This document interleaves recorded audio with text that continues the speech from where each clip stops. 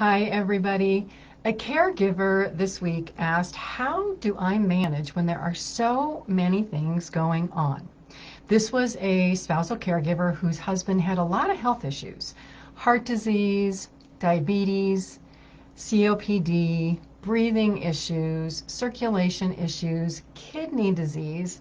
And the spouse was just saying, there's so much going on. I don't know how to manage. And sometimes I feel a little tired.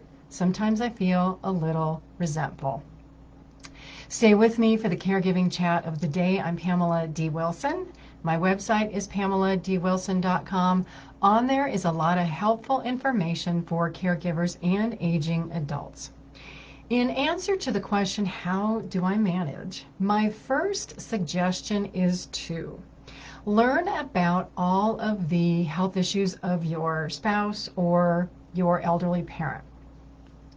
Ways that you can do this: you can talk to the physician that sees them.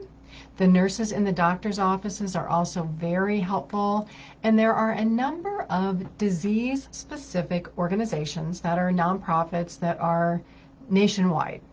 The American Cancer Society, the Heart Society, Kidney and Lung, many organizations out there that can provide disease-specific information. Then the question that you want to pose to your physician is, how do all of these diseases relate to each other? So how does heart disease affect diabetes and vice versa? How are breathing issues interrelated with any of these diagnoses? How is kidney disease related?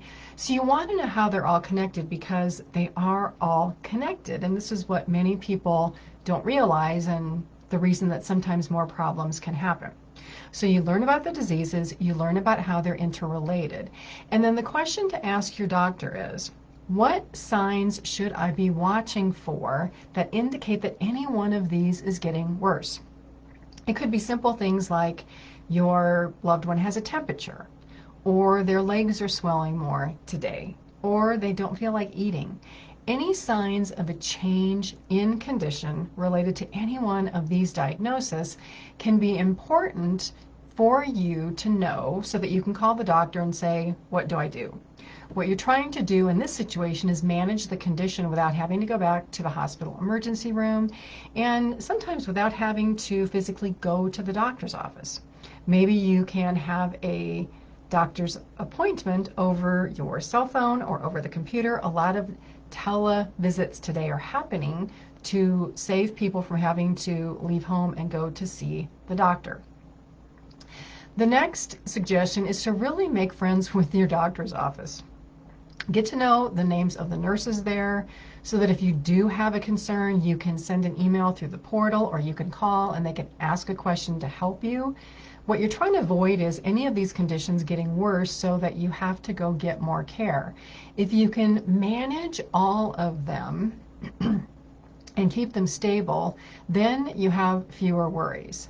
The other idea also is to prioritize what's most important. So which one of these things, which one of these conditions is most important from a perspective of, do we manage it with diet? Do we manage it with a little bit of exercise? Do we have to elevate feet to stop legs from swelling?